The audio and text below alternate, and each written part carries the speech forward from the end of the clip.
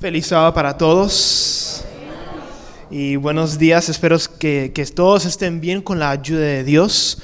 Saludos también a todos aquellos conectados a través del internet y hemos llegado al repaso de la escuela sabática de los jóvenes. Es la lección número 4 que es titulada Malentendido. Malentendido, y se trata acerca de Jesús y de cómo su propia nación, su propio pueblo les costó y la mayoría no entendieron su propósito en su ministerio y en su vida en el primer siglo. Y saben, el hecho de que, y quiero hablar un poco más acerca de la palabra malentendido.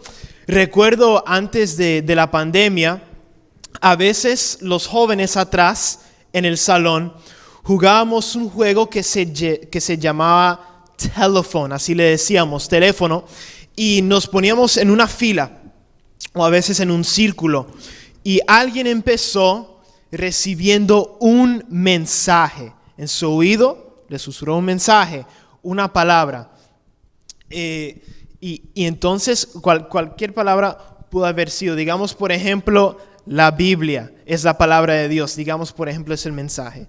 Y entonces esa persona, quien primero recibe el mensaje, se la da a otra y a otra y a otra. Y no recuerdo una vez en que el mensaje llegó perfectamente hasta el final. Todavía no recuerdo. Y usualmente había eso, una confusión en el mensaje. Primero empezó un mensaje y al final llegó de otra manera. Otro mensaje llegó al final y entonces hubo un malentendido. Y saben, los malentendidos existen en nuestras vidas cotidianas. Pueden existir entre nuestras mismas familias, con las amistades, en el trabajo, en la escuela. Puede haber fácilmente un malentendido, hasta con el mismo Dios. Desafortunadamente, la mayoría de la humanidad tiene un malentendido. No entiende lo que Dios quiere decir. Es importante que comprendamos la palabra de Dios y lo que Jesús ha dicho y el mensaje que Él ha dado. Y la lección se basa en un pasaje en el Evangelio de Juan. Y les invito a que abran allí conmigo, por favor. El Evangelio de Juan, capítulo 6, versículos 22 al 42 y también en adelante. Está ese mensaje en que desafortunadamente el pueblo de Israel, la nación de Israel, recibiendo al Mesías, tuvo un gran malentendido con el plan de Dios. Entonces pasaremos por la lección ahora y los eventos que han sucedido aquí y al final tendremos una oración. Pues les digo los eventos antes del versículo 22.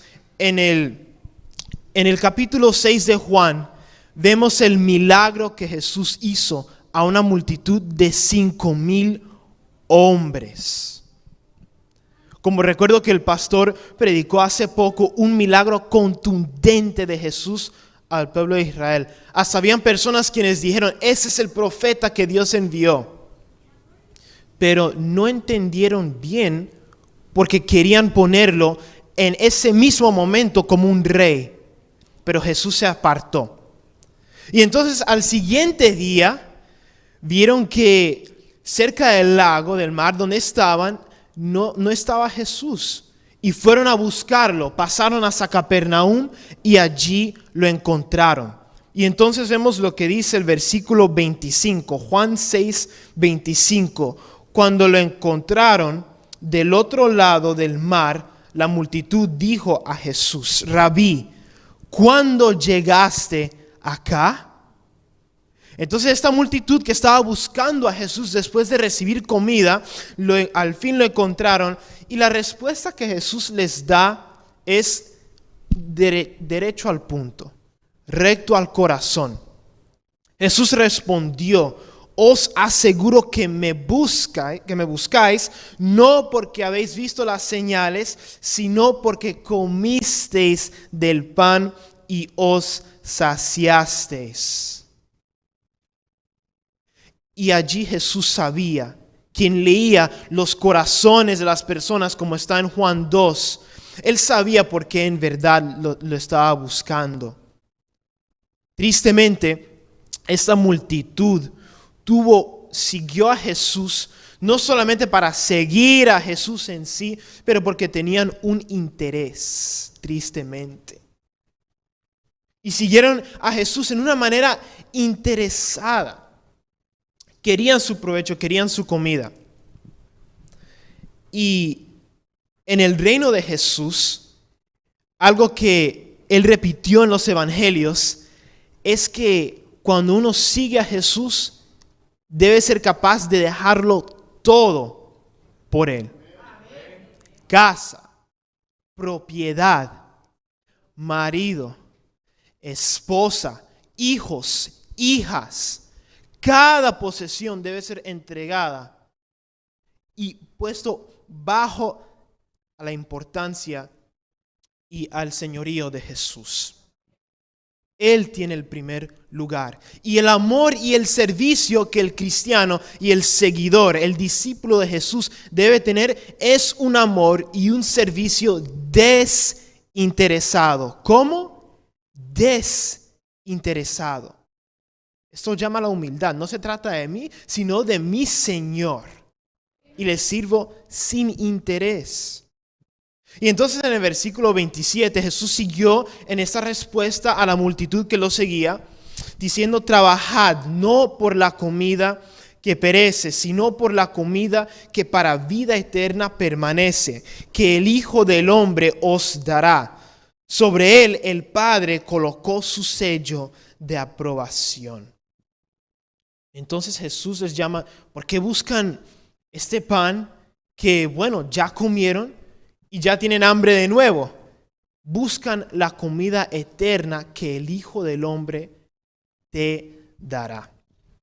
Jesús entrega, Jesús da las cosas eternas. Y entonces el pueblo pregunta en el versículo 28, pues ¿qué haremos para que hagamos las obras de Dios? Y Jesús responde: esta es la obra de Dios, versículo 29, que creáis en aquel a quien Él envió. Parece fácil, creer en Jesús ya, pero no es meramente, creer en Jesús. Y esto fue algo que le iba a costar a esta multitud, como vamos a ver. En el versículo 30, ellos dijeron: ¿qué señal haces tú para que veamos y te creamos? ¿Qué obra haces? Pero si acaban de ver a Jesús alimentar a 5,000 personas con mujeres y niños y no quisieron creer. Tristemente el pueblo de Israel tenía un corazón duro. Querían ver más. Lo que habían escuchado, lo que habían visto con sus propios ojos no les fue suficiente para tener una fe en compromiso con Jesús. Y ellos deseaban más. Les costó tener esta fe con Jesús. Ellos dijeron: nuestros padres comieron el maná en el desierto, como está escrito, pan del cielo les dio a comer. Reconocían lo que Dios había hecho antes al pueblo de Israel cuando salieron de Egipto y andaban en el desierto, cómo llovió maná desde el cielo proveyéndoles. Pero Jesús tenía algo mejor que darles. Y dice: os aseguro, no fue Moisés quien os dio el pan del cielo, sino que es mi Padre quien os da el verdadero pan del cielo. Versículo 33, porque el pan de Dios es aquel que desciende del cielo y da vida al mundo. Era algo sobrenatural. Y entonces el pueblo le dice: Señor, danos siempre ese pan. Había ese deseo. Pero entonces cuando Jesús dice lo que iba a decir, les costó aún más. Jesús da esta declaración en el versículo 35, poderosa, más allá, cumpliendo este tipo del Antiguo Testamento. Yo soy el pan de vida. El que viene a mí nunca tendrá hambre. El que cree en mí no tendrá sed jamás. Él ofrecía algo que iba a satisfacer su alma. Ese deseo interior por algo que llene a la persona y que dura para siempre. Pero había una diferencia entre lo que Jesús estaba ofreciendo y dónde estaban los corazones de las personas. Y entonces en el versículo 36 él dijo, pero os he dicho que aunque me habéis visto, no creéis. Pero Jesús iba a seguir con su plan, porque por lo menos ese remanente que el Padre tenía listo para él, como vemos en el versículo 37, lo iba a recibir, no lo iba a echar por fuera.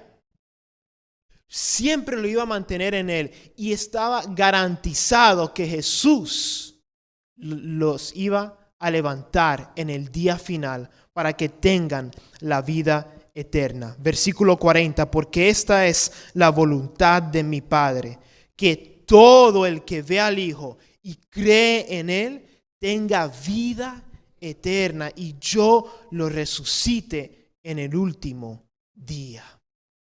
El pan, y también está en el versículo 49, el maná que Israel recibió por Moisés solamente duró por un pequeño tiempo. Esa misma generación no permaneció en Dios y fallecieron en el desierto. Pero el pan de vida, Cristo Jesús, fue entregado por la humanidad y entonces en él la humanidad puede vivir para siempre, porque Él es la resurrección y la vida.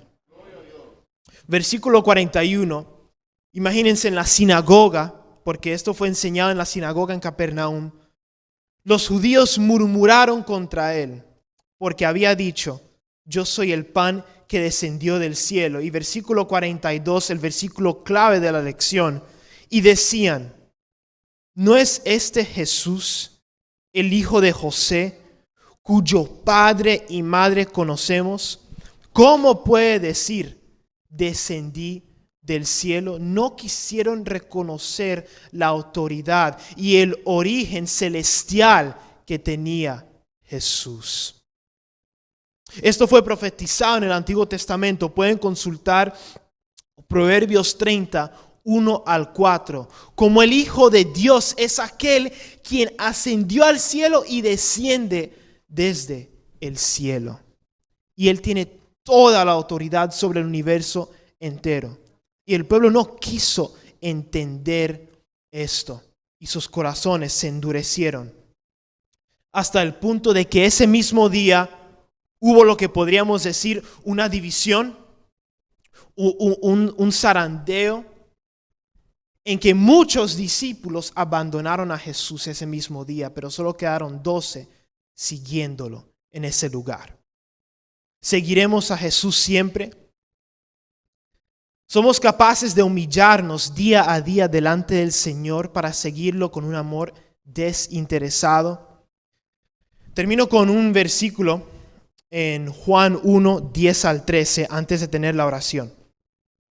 Dice así, Jesús en el mundo estaba, y aunque el mundo fue hecho por él, el mundo no lo reconoció. Vino a lo que era suyo, y los suyos no lo recibieron, pero a cuantos lo recibieron, les dio el derecho de ser hijos de Dios, a los que creen en su nombre. Estos no nacieron en forma natural, no por voluntad humana, ni por el deseo de un hombre, sino que nacieron de Dios. Tengamos una oración. Los hijos por quienes vamos a orar son Marcela Robles y Josué Toledo. Oremos. Señor Dios, gracias por Jesús.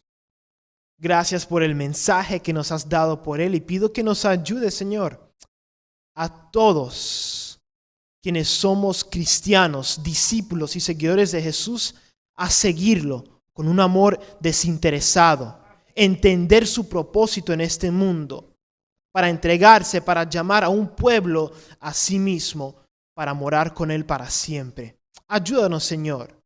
Pedimos por más de tu Espíritu Santo para que obre en nosotros, para estar listos para morar con nuestro Señor para siempre. Esto pido, Señor, por tu dirección y gracias por tu palabra, en el nombre de Jesús. Y también oramos por los jóvenes, Marcela y Josué, en el nombre de Jesús. Amén y amén.